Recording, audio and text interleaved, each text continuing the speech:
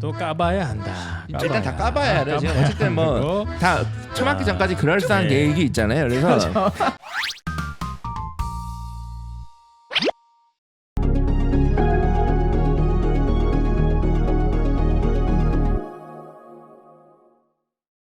입시왕 시즌 7 2022학년도 수학 능력 시험 대비 선택 과목 대비 방송 지금 시작합니다. 예, 오늘 방송도 한 명이 빠져 있죠. 그래서 홍프로님께서 건강상의 이유로 잠시 쉬고 계신 상황이고요. 원래 오늘 오려고 그랬는데 이제 컨디션 안 좋다고 그래서 제가 밤에 와라 이렇게 얘기하면 코로나 아니라고.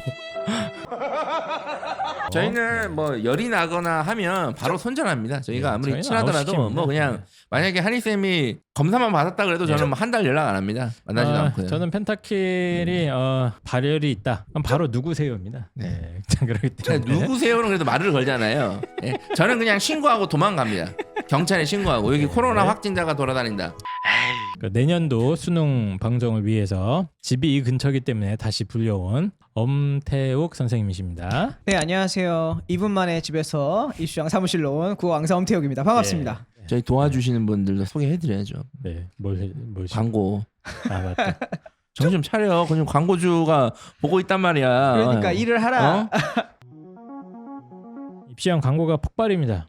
3년 연속 전국 취업률 1위 우성대학교, 오랜 역사를 자랑하는 중부권 최고의 명문대학 청주대학교, 그리고 여성의 그날을 위한 플랜을 세워라 아나플랜, 우리 아이들을 위한 비타민 스카이 비타민, 그리고 원진 성형외과까지 무려 5개나 입시왕 역사상 최초입니다. 참고로 청주대도 취업률이 상당히 높습니다. 거기는 이제 될 때까지 계속 괴롭히는 걸로 제가 알고 있거든요. 네. 원진성형외과 같은 경우에는 수험생들이나 선생 부모님들한테 특별한 뭐 이벤트 이런 게 좀 있는데 갑자기 궁금한 게 수험생이 아닌데 가서 그냥 입시왕도 가다가 저희가 해주나? 그러면 원진 성형외과에 전화 한 통 해놓겠습니다. 일단 가서 뭐 때를 때를 써보시기 바랍니다. 네. 입시왕 듣고 왔다 하면 특별한 혜택, 학부모와 학생이 같이 기다리고 있고요. 카이 비타민, 이것도 저희 방송에 직접 출연해 주셨던 그 한의사님 계시지 않습니까? 네. 한의사님과 저희가 같이 연구를 해서 영양분을 꼭꼭 눌러 담았으니까요. 이런 제품들의 특징이 광고를 입시왕이 하지 않습니까? 그렇기 때문에 굉장히 저렴합니다. 네, 마케팅 비용이 유명 배우 이런 거 안 쓰기 때문에 굉장히 그치. 저렴하게 좋은 성분의 영양제들을 구할 수 있다. 아나플랜도 마찬가지니까 많은 관심 부탁드리고, 광고가 있어야 입시왕이 반창하게 되기 때문에 많은 저희 제가 요즘에 사랑 이사도 부탁드리겠습니다. 가고 해서 좀 그래서 돈이 좀 없어요. 이해 부탁드리겠습니다. 이제 광고. 수능이 내년부터 이제 선택형 수능이 됩니다. 이게 예, 그래서 무슨 난리야 이게. 공통 과목은 다 치고 문이과 상관없이 네. 그리고 이제 선택 과목에서 문이과 상관없이 선택을 자기가 치고 싶은 거를 치는 거예요. 그래서 공통 과목과 선택 과목 시스템으로 돼 있다. 예. 그 전에는 사탐, 과탐만 선택을 했잖아요. 맞습니다. 근데 이제 내년부터는 국어, 수학도 선택을 한다. 이거 내용을 처음 듣는 좀 저학년 부모님들은 일단 들어만 놓으세요. 뭐 네. 개인적으로 오래 갈 것 같진 않아요. 그래서 어쨌든 3, 4년은 갈 것 같은데. 예. 지금 이제 가장 큰 이슈가 화법과 작문이랑 언어 매체가 있는데 뭘 선택해야 유리합니까? 국어 지금 전체적인 선택형 수능 시스템이 지금 어떻게 되고 있습니까? 다 아시는 것처럼 공통 과목으로 독서랑 문학이 들어가게 될 거고요. 네. 그 시작할 때 먼저 이거를 풀게 됩니다. 앞부분에 1번부터 34번까지가 있어요. 그리고 그 다음에 자기가 선택 과목으로 화법과 작문을 선택할래 아니면 언어와 매체, 다시 말한 문법 네. 쪽을 선택할래를 결정했으면 그것에 따라서 그 뒤에 11문제를 풀게 됩니다. 45문제 여전히 똑같고요. 80분 유지됩니다. 그 이전에는 모든 영역에서 80분에 45문항이었잖아요. 맞습니다. 근데 이제 이렇게 돼버리면 어쨌든 세 개 영역으로 줄게 돼서 45문항인 거잖아요. 그렇죠. 예, 근데 어쨌든 비율적으로는 독서 문학이 크니까 네. 독서 문학이 예전보다 비중이 더 증가한 건 사실이네요. 사실입니다. 네. 왜냐하면 예전에 화법, 작문, 문법에서 15문제였는데 그쵸. 네. 이제는 화작문을 선택하든 언매를 선택하든 11문제밖에 되지 않기 때문에 실질적으로는 독서랑 문학이 4문제가 증가하게 된 결과죠. 예. 그렇습니다. 그래서 국어도 공통 과목 독서와 문학, 이게 34문항. 화작이냐 언매냐. 언매가 옛날 문법입니다. 자꾸 네. 헷갈리실 수 있는데 어쨌든 언어. 언어와 매체가 11문제죠. 둘 중 하나를 골라서 해야 되는 그렇죠. 거고, 그럼 시험 문제지 순서도 바뀌네요. 지금 순서가 보니까. 달라진 게 전 되게 중요한 어, 포인트라고 이것도 중요한- 생각해요. 그래도 이건 아예 좀 패러다임을 바꿔볼 필요도 있네. 네. 그래서 1번부터 일단 두 장청 풀어요. 화작부터 풀었는데 네. 이제 고로한 점들은 이제 없어졌다. 네. 처음 줄 때 화작 안 주나요? 동시에 주긴 주는데 시간 끝나고 네, 이렇게 동시에 뒤에부터 주나요? 있어요. 아 뒤에부터 그러면 있어요. 화작 먼저 달라고 안 되는 거잖아. 원칙대로 안 되는데 네. 그거에 대해서 아직 구체적으로 안 나와가지고 네, 안 되겠지. 네, 모르겠어요. 근데 순서상은 화작이 뒤쪽에 있는 건 확실합니다. 그리고 이제 특징적인 부분이 뭐냐면 이제 선택 과목을 화작 선택하는 아이들도 있고 언어와 매체 선택하는 아이들이 있지 않습니까? 네. 이걸 갖다가 등급을 같이 매깁니다. 그러니까 그렇죠. 표준 점수와 백분위 그리고 등급 계산을 갖다가 이걸 나눠서 하는 건 아니고 다 같이 하는 겁니다. 그러니까 탐구 같은 경우에는 뭐 사문이랑 뭐 생윤을 했으면 따로따로 등급이 매겨지지 않습니까? 근데 이제 맞아요. 그거는 선택 과목이 있어도 이거는 다 합쳐서 통계를 냅니다. 그렇다면 이제 궁금하신 질문이 그럴 거예요. 아니 우리 아이는 언어를 선택했는데 언어에 공부 잘하는 애들이 많다.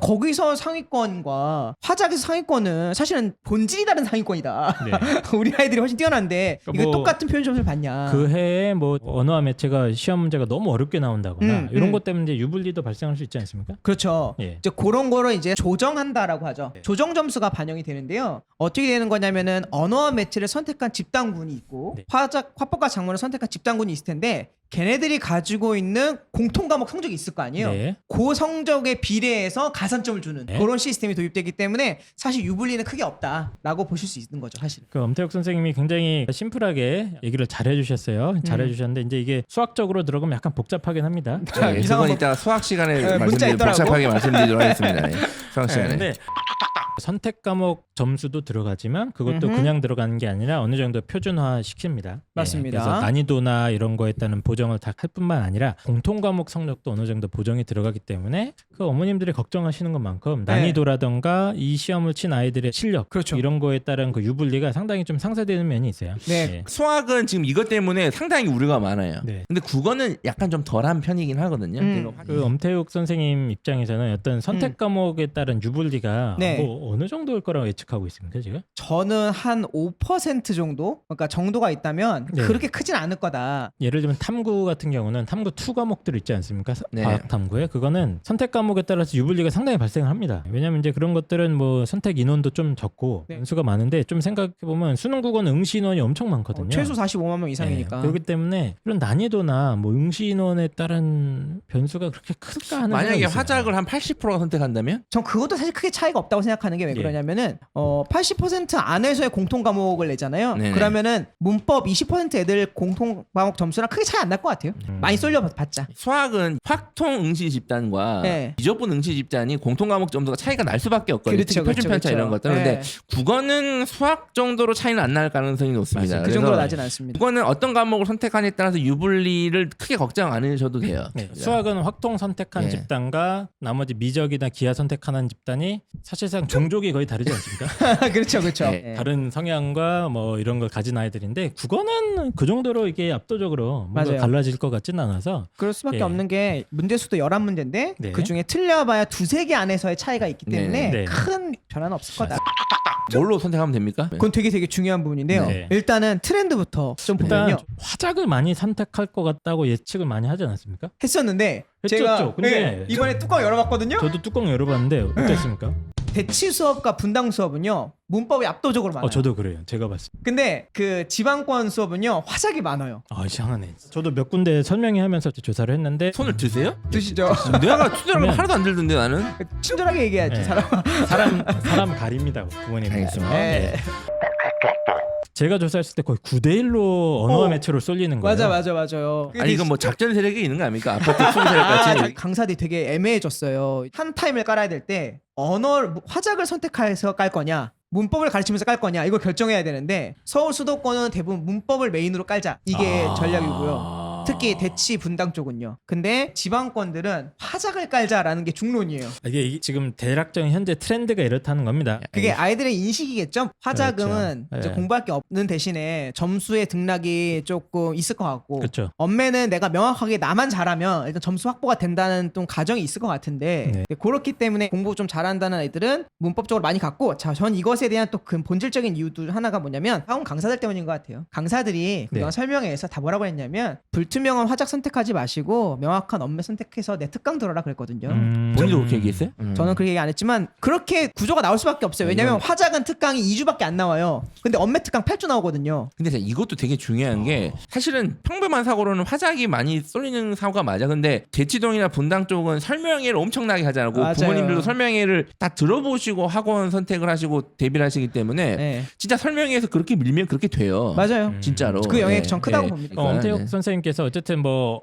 대략적인 추천을 해주신다면 뭘 하는 게 좋겠다 뭐 이런 거 있습니까 혹시? 뭐 제가 느끼기에는 예. 일단은 화법과 장문에 대해서는 제일 중요하게 보는 요소가 뭐냐면은 순발력과 센스라고 봐요. 화작은 네. 지문도 굉장히 길고요. 네. 정보도 정말 많아요. 학부모님들이 혹은 학생들이 제일 많이 하는 오해가 독서가 정보량이 가장 많다고 생각하지만 사실은 국어 통해서는 화법과 장문 정보가 제일 많아요. 우리가 지금 말하고 있는 지금 이 말들을 지문으로 옮겨놓다 보니까 말들이 네. 길어져요. 맞아. 제가 지금 손동작 쓰고 있는데 여기다 괄호해가지고 제스처를 사용하며 요런 거를 다 집어넣어준단 말이에요. 찡긋 웃으며 예. 눈가를 찡그리며 막 이런 거 한단 말이죠. 뭐 대화하는 상황이나 토론하는 상황 같은 게 자주 나오기 때문에 그렇죠. 예. 학생 1이 하는 말 다 따로 기억해야 되고 학생 2가 하는 말 따로 기억해야 되고 내용적인 측면뿐만이 아니라 얘가 무슨 의도를 얘기하고 있는지까지 그리고 발화 방식은 뭔지 뭐 이런 걸 다 종합적으로 볼 수 있어야 되기 때문에 네. 눈이 되게 빨라야 돼요. 지문과 선지를 왔다 갔다 하면서 정보 캐내는 능력, 인터넷 웹서핑 잘하는 애들 있죠. 그런 친구들이 좀 유리하다라고 볼 수 있어요. 반면에 이제 진득하니 공부하는 약간 큰 바위 같은 친구들, 그 친구들은 지문을 탁 차분하게 읽으시고 네. 선지 쫙 읽으시면서 한 번에 축축축 푸시죠.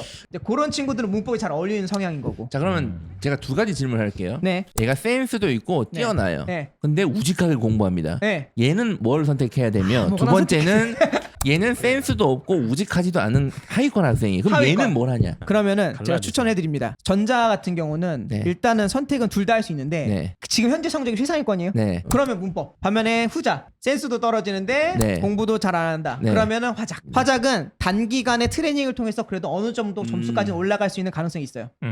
외우는 것이 아니다 보니까 하루에 하나씩 화작문 모의고사 풀잖아요. 정상적인 사고를 하는 친구라면은 거의 다 맞을 확률이 높아요. 아 그래요? 네. 지금 현재까지 추세로선. 틀리면 비정상입니까? 그러니까 확률이 높다.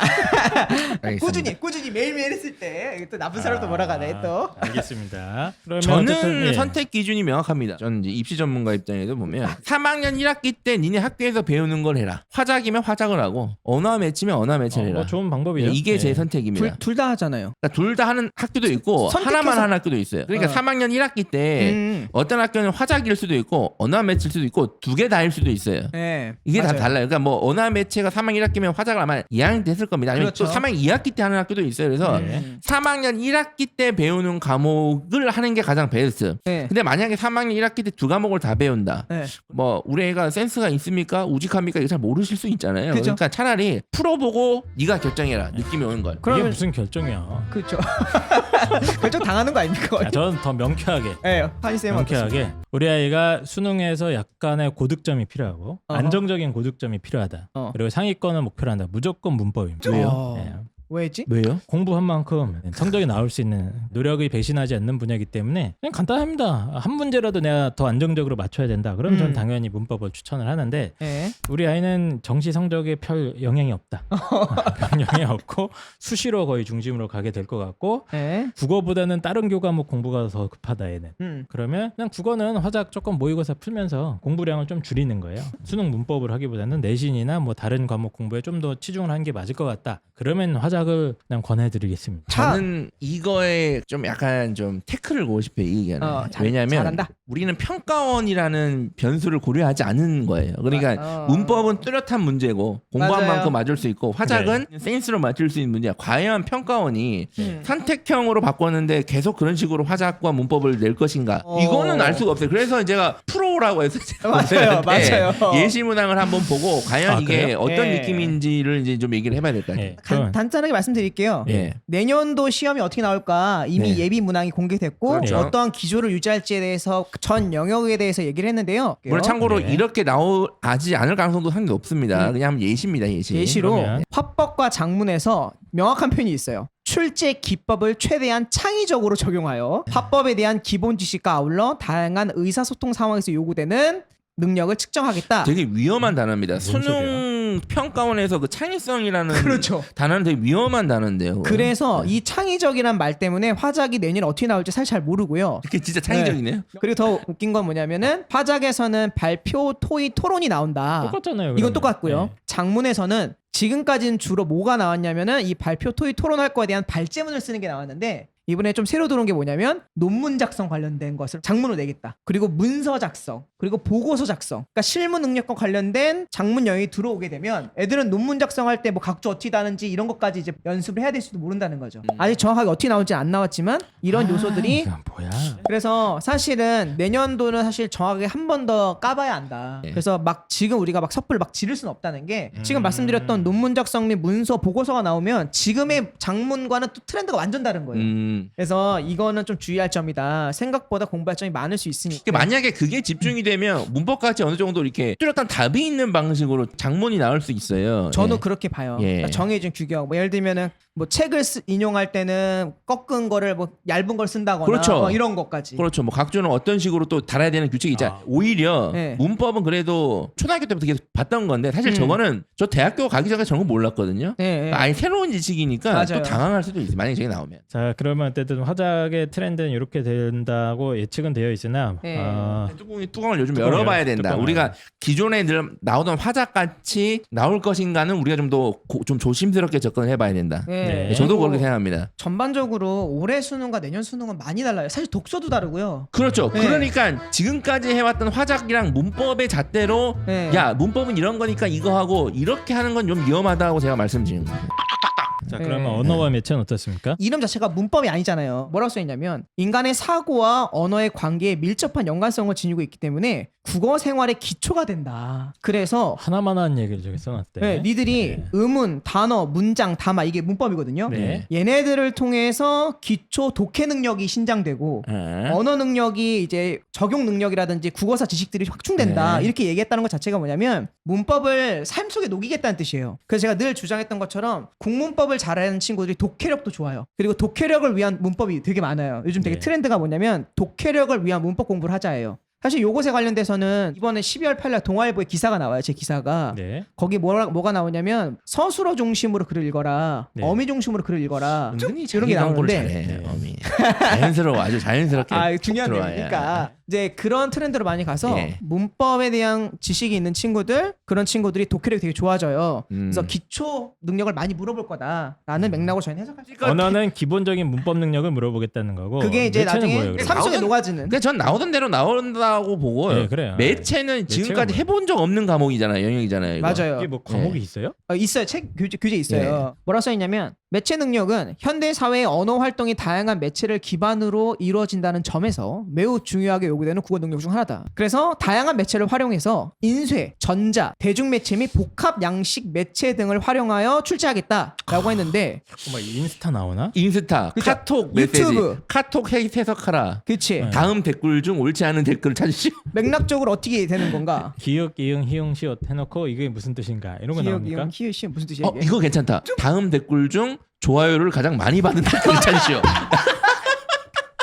이건 팩트잖아. 이건 딱 있는 그렇지. 거잖아. 거기 그렇지. 유튜브에 좋아요 그렇지. 이거. 다음 댓글 중 베스트 댓글은 그렇지. 이런 거. 근데 이건 좀 신선하긴 하겠네요. 문제를 어떻게 내려는지 모르겠네. 그래서 사실 아직 문제도 뚜렷하지도 않아요. 아, 그래요? 막 댓글을 올리고 대댓글을 달아놨는데 예, 예. 그 대댓글 중 하나가 구어적인 표현을 사용했다. 아니면은 뭐 비유법을 사용했다. 그러니까 문학적 요소가 많이 들어와요 이게. 국어 강사들이 언어 매체 강의를 할 때 그냥 문법 중심으로 하는 거니까 매체는 맞습니다. 지금 대응이 안 대응이 되니까 없어요. 기출이 안 없죠. 되니까. 명확한 거는 네. 매체는 아직 뚜렷하진 않지만 크게 두드러지는 건 없을 것 같고요. 문제 네. 내기 어려울 것 같아요. 그때 매체는.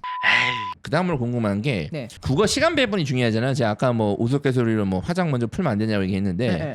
순서가 있잖아요. 어느 정도 이게 나는 이게 좀 그렇죠. 푸는 순서가 있는데 네. 시간 관리가 네. 지금 특히 화작한 애들은 이 시간 관리 쉽지 않을 거라고 보거든요. 너무 중요하죠. 이거 시간 관리를 뭐 어떻게 해야 될지 이거 좀 그려보신 게 있나요 지금? 풀어보니까 네. 복합 지문이 많은데요. 복합 지문도 비문학이랑 문학 복합이 있어요. 네. 이게 예전에는 안 나왔는데 제가 2, 3년 전부터 맨날 얘기했거든요. 네. 복합이라는 게 예를 들면은 현대시랑 고전 소설만 나오는 게 복합이 아니다. 네. 비문학이랑 문학이랑 짬뽕돼서 나오는 게 진짜 복합이다 얘기했거든요. 예. 근데 그런 패턴이 이제 많이 나오기 시작했고 음. 지문이 가나다가 나와요. 예전에 네. 가와 나밖에 없잖아요. 네. 거기 안에다 그림도 나와요. 심지어 네. 되게 복잡해져서 아이들이 한번 늪에 빠지면 시간 엄청 잡아먹거든요. 그걸 먼저 풀어도 되는지는 잘 모르겠는데 네. 만약에 풀 수 있다면 중간 정도에서 엄매나 화작을 먼저 풀어야 되는 전략이 생길 것 같아요. 아, 네. 그러니까 전체적으로 다시 또 판을 짜야겠네요. 네. 이거 진짜 80분이라서 중간에 끊진 않을 거예요. 근데 시험지를 못 넘기게 할 수 있는지 모르겠는데 음. 그것에 대해서는 좀 더 한번 시행이 돼봐야 될 것 같긴 합니다. 알겠습니다. 네. 요거 마무리하기 전에 좀 하나만 더 좀 네. 도움들을 말씀드리면 독서에 대한 평가원의 생각도 좀 달라진 것 같아요. 네. 지금과 같은 독서는 다 설명문 위주의 독서잖아요. 네네. 지식 전달. 네. 네. 근데 이제는 어떻게 생각하냐면 논설문이 나올 수 있다. 네. 그리고 보고문이 나올 수 있고 생활문이 나올 수 있다라고 명시한 걸 봤을 때 논설- 이러한 트렌드가 바뀐 거예요. 예전에는 독서 지문 자체를 객관적으로 봐서 애들이 이 정보를 이해하냐, 너 정보를 캐치해냈냐 이런 걸 물어봤다면 이제는 독서 지문 자체를 니들이 비판할 수 있냐를 물어보는 시스템으로 바뀌고 있는 거예요. 뭐 사설을 내고 비판은 하는 거라면 그렇죠. 괜찮은 거예요. 그렇죠. 비판적인 능력을 굉장히 강조하더라고요. 그래서 이렇게 얘기 나와요. 예전에는 다량의 정보를 신속하고 정확하게 처리해야 되는 정보 처리 능력에 좀 포인트를 줬다면 이제는 그 지문에 드러나는 내용에 대해서 비판적인 생각 그리고 창의적 문헌 해석 그걸 어떻게 할 것인가에 대한 내용을 명시적으로 드러낸 걸 봤을 때는 그냥 단순히 독서 지문을 하나의 권위 있는 글로 보는 것이 아니라 이것을 내가 비판적으로 바라보고 나의 의견을 제시할 수 있는 그런 좋은 비판의 기준을 세울 수 있는 문제들로 만들 확률이 높다.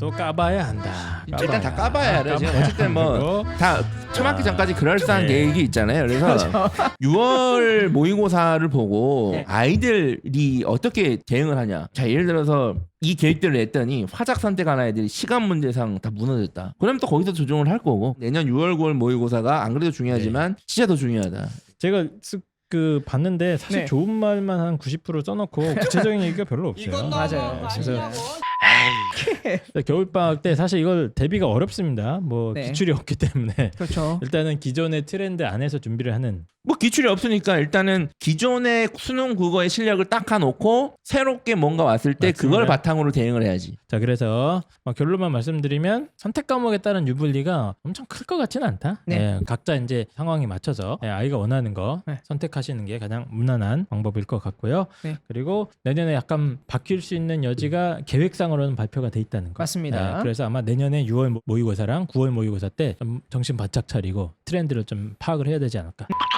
그럼 마지막으로 저희 청취자 여러분들한테 좀 한 말씀 해주시죠.